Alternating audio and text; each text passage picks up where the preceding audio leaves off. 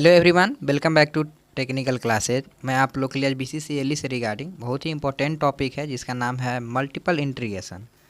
Multiple integration क्या होता है और मल्टीपल इंटीग्रेशन कैसे किया जाता है, कितने प्रकार का होता है, इसके बारे में हम लोग चर्चा करेंगे।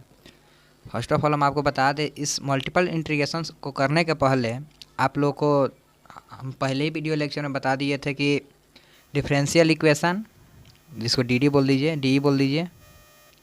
उसके बाद इंटीग्रेशन और डिफरेंशिएशन जो आप सेमेस्टर एग्ज़ाम में किए हैं ना, उसको एक बार रिकॉल कर लीजिएगा, क्योंकि वह आपका कोई भारी टॉपिक नहीं है और उस टॉपिक से 1 से 2 क्वेश्चन, डिफरेंशियल इक्वेशन से तो 3 से 4 क्वेश्चन आते हैं।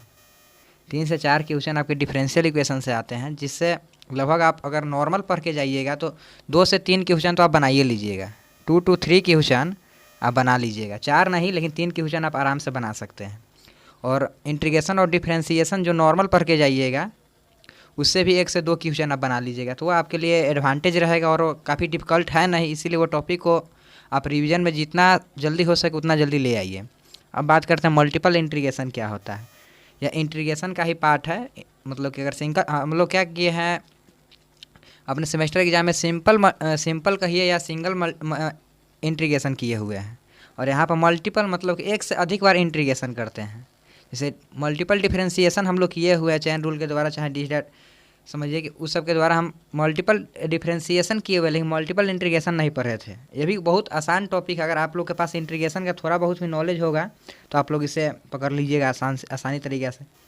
अब बात किया जाए मल्टीपल इंटीग्रेशन में ना, वो वेरिएबल लिमिट आता है और कॉन्स्टेंट लिमिट आता है। वेरिएबल लिमिट किससे कहेंगे, कॉन्स्टेंट लिमिट किससे कहेंगे, इसके बारे में भी चर्चा करेंगे हम लोग। फर्स्ट ऑफ ऑल जानते हैं कि कॉन्स्टेंट लिमिट होता क्या है। When the limit are constant the order of integration does not matter, मतलब कि लिमिट कांस्टेंट होना चाहिए, ऑर्डर ऑफ इंटीग्रेशन कितना है उससे कोई मतलब नहीं रखता है।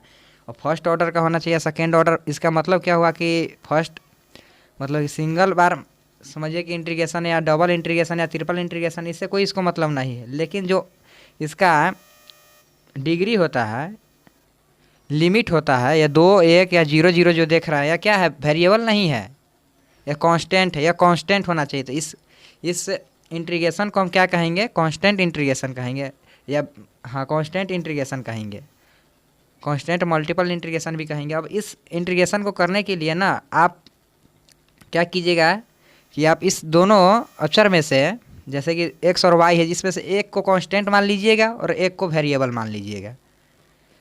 एक को कांस्टेंट मानिएगा और जिसको वेरिएबल मानिएगा। मान लीजिए कि इस टॉपिक को करने के लिए, आप चाहे इस क्वेश्चन को करने के लिए फर्स्ट ऑफ ऑल हम मान लिए है कि x जो है ना, वो फर्स्ट बार डिफरेंशिएशन हम x के कर रहे हैं। अगर x का डिफरेंशिएशन कर रहे हैं तो हम y को क्या करेंगे, कांस्टेंट मान लेंगे। x का डिफरेंशिएशन कीजिएगा तो x का डिफरेंशिएशन क्या होता है, x²/2 होगा, y को y ले लेंगे और x²/2। अब एक चीज़ आपको दिमाग में रखना है कि इसका जो लिमिट होगा 0 से 1 होगा या 0 से 2 होगा। अगर x के रूप में, x का पहला मतलब कि इंटीग्रेशन कर रहे हैं तो फर्स्ट ऑफ ऑल आप जान लीजिए इस चीज़ में कि x का अगर इंटीग्रेशन कर रहे हैं तो यहाँ पर सबसे पहले dx दिया हुआ है। dx दिया हुआ है, इसका मतलब ही हो जाता है कि पहला जो इंटीग्रेशन है, जो लिमिट है वो dx का है। अगर dy सेकेंड बार में है तो सेकेंड का जो लिमिट है वो dy का होगा। लेकिन अगर कांस्टेंट लिमिट का क्वेश्चन सॉल्व करते हैं तो आप दोनों में से किसी भी लिमिट को आगे पीछे कर सकते हैं, इससे आपके आंसर पर कोई प्रभाव नहीं पड़ने वाला है। लेकिन वेरिएबल लिमिट का जब क्वेश्चन कीजिएगा तो यह दोनों कॉन्सेप्ट आपके दिमाग में होना ही चाहिए। जैसे कि ऊपर वाले हम कुछ लिखा हुआ है, ऊपर में देख लीजिए, C से D लिमिट दिया हुआ और A से B लिमिट दिया हुआ, XY dx dy। तो यहाँ पर जो dx का जो लिमिट होगा, dx का लिमिट कौन होगा, C से D तक, मतलब पहला जो इंटीग्रेशन का लिमिट है, क्योंकि यहाँ पर पहले हमारा dx दिया हुआ है तो पहला जो इंटीग्रेशन का लिमिट होगा वह c से d x का हो गया। सेकेंड में दिया हुआ है dy, तो dy का जो लिमिट होगा a से b होगा, मतलब जो सेकेंड में लिमिट दिया इंटीग्रेशन का साइन दिया वो उसका लिमिट हो जाएगा। आई होप आप इसको समझ पाए होइएगा। अब चलते हैं क्वेश्चन के बारे में, देख रहे थे तो क्वेश्चन को हम सॉल्व कर लेते हैं। तो यहाँ पर क्या कर रहे हैं, फर्स्ट ऑफ ऑल मतलब कि x का हम इंटीग्रेशन कर रहे हैं। x का अगर इंटीग्रेशन कर रहे हैं, x का इंटीग्रेशन क्या होगा, x²/2। और लिमिट इसका 0 से 1 भी ले सकते हैं और 0 से 2 भी ले सकते हैं, कुछ भी ले सकते हैं। लेकिन हम बाय द रूल अगर चले तो 0 से हम मतलब कि 2 लेंगे, लेकिन विदाउट रूल हम पहले देख लेते हैं। विदाउट रूल के देखेंगे तो 0 से 1 ले लिए हैं और 0 से 1 रखकर इसका वैल्यू क्या आ जाएगा, 1/2y dy। अब इसको सॉल्व कीजिएगा तो 1/2y/dy हो जाएगा। और 0 से 2 अब सेकेंड वाला का फर्स्ट का इंटीग्रेशन को हटा देंगे, क्योंकि सॉरी सेकेंड के इंटीग्रेशन लिए थे ना, सेकेंड का लिमिट, अब सेकेंड की लिमिट को हटा देंगे। तो इसका जो आंसर आने वाला है, अब देखिए y का अब इंटीग्रेशन करेंगे। y का इंटीग्रेशन क्या होता है, y²/2 हो जाता है। y²/2 और 0 से 2 यहाँ पर हम लिमिट का वैल्यू रख देंगे। 1/2 को यहाँ पर कॉमन करके बाहर निकाल दिया गया है, तो इसका आंसर जो आ रहा है 1 आ रहा है। अब इसी क्वेश्चन को हम बाय द मेथड, जो मेथड है कि पहले जिसका इंटीग्रेशन करना है, जैसे dx का इंटीग्रेशन करना, उसके बाद dy का इंटीग्रेशन करना है, मतलब मेथड के द्वारा देख लेते हैं कितना आंसर आता है। दोनों का इक्वल ही आएगा। जैसे कि यहाँ 0 से 2 और 0 से 1 xy dx dy पिछले ही वाला क्वेश्चन है, तो यहाँ पर हम dx पहले तो x, तो dx का इंटीग्रेशन मतलब कि हम कर लेते हैं, चाहे y का इंटीग्रेशन कर लेते हैं। देख लीजिए यहाँ पर, जैसे कि y का हम इंटीग्रेशन किए हुए हैं, तो y²/2 हो जाएगा। अब 0 से 1 हम ले लिए हैं, मतलब इधर यह वाला लीजिए तब चाहे यह वाला लीजिए, इससे कोई फ़र्क नहीं पड़ता है, कोई भी लिमिट ले सकते हैं। और कोई भी लिमिट लेते हैं तो इसका भी अगर आप सॉल्यूशन कीजिएगा तो y²/2 मतलब 1 रखिए तो 1/2 बाहर निकल जाएगा। 0 से 2x dx x²/2, इसका भी वैल्यू 1 आ रहा है। मतलब आप लिमिट इधर से उधर कर सकते हैं, इससे आपके क्वेश्चन के आंसर पर कोई प्रभाव नहीं पड़ेगा। जब कांस्टेंट लिमिट का क्वेश्चन हो, कांस्टेंट लिमिट का क्वेश्चन हो तब। अगर वेरिएबल लिमिट का क्वेश्चन हो तो आप बाई रूल बनाना पड़ेगा आपको। जैसे कि यहाँ पर आप नोट धके आप ये भी लिख सकते हैं कि when the limit are constant we can use variable separable method. Variable separable method भी यूज कर सकते हैं, अलग अलग करके भी हम यूज इसको। जैसे कि वेरिएबल सेपरेबल का मतलब होगा x का x के रूप में ले लीजिए, dx के रूप में, और y का dy के रूप में लेकर अलग अलग कर सकते हैं हम इंटीग्रेशन। इसी को कहते हैं वेरिएबल सेपरेबल। इस क्वेश्चन में आप देख लीजिए, वेरिएबल सेपरेबल से भी उतना ही आंसर आएगा जितना आप पिछले 2 मेथड से करके देख चुके हैं।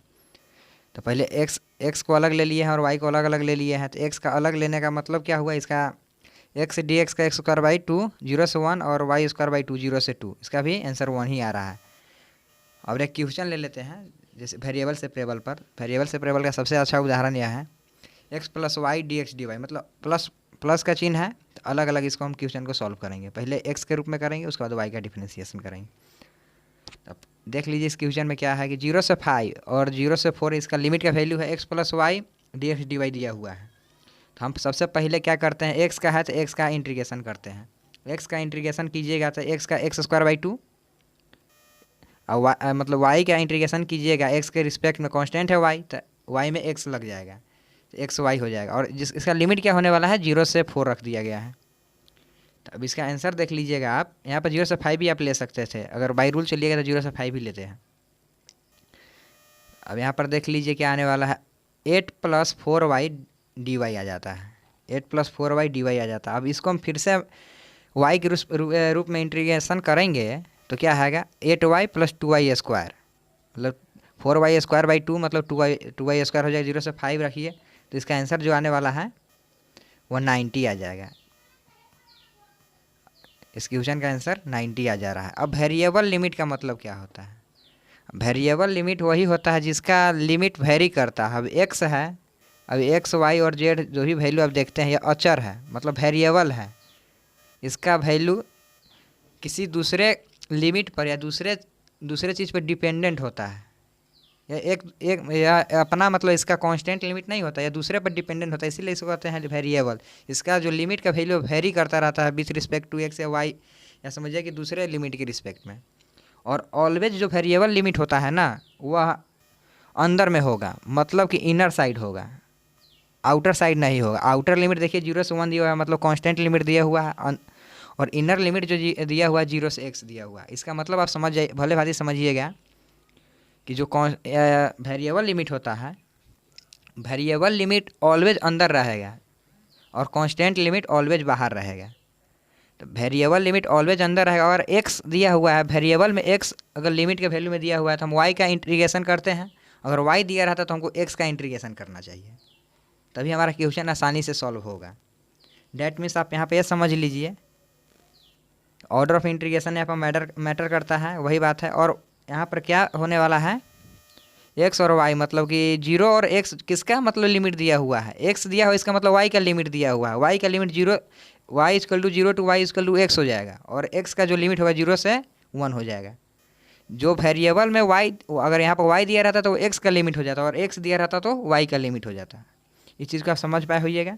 अब इसी को पुट करना है यहाँ पर और इंटीग्रेशन कर देना है। तो फर्स्ट ऑफ ऑल हम यहाँ पर अगर x इधर में दिया हुआ है, वेरिएबल लिमिट x है, तो y का इंटीग्रेशन करेंगे तो y² 2 हो जाएगा, और 0 से x इसका लिमिट का वैल्यू रख देंगे। अगर 0 से x लिमिट का वैल्यू रखिएगा तो क्या आ जाने वाला है, x² 2 इंटू एक्स क्या हो जाएगा, x² 2 इंटू एक्स क्या हो जाने वाला, x³ 2 हो जाएगा। अब x³ 2 का इंटीग्रेशन कीजिएगा तो x4/4 इंटू 1/2, इसको मतलब कि कांस्टेंट को बाहर निकाल दिया है, तो 0 से 1 रखिएगा। इसी तरह से इसका आंसर जो आ जाएगा 1/2 इंटू 1/4 1/8। आई होप इस वीडियो लेक्चर को आप समझ पाए होइएगा। मिलते हैं नेक्स्ट वीडियो में। Thank you. अगर आप हमारे चैनल पर नए हैं तो उसको सब्सक्राइब कर लीजिएगा, बेल आइकन को प्रेस कर लीजिएगा ताकि रेगुलर नोटिफिकेशन आपको मिलता रहे।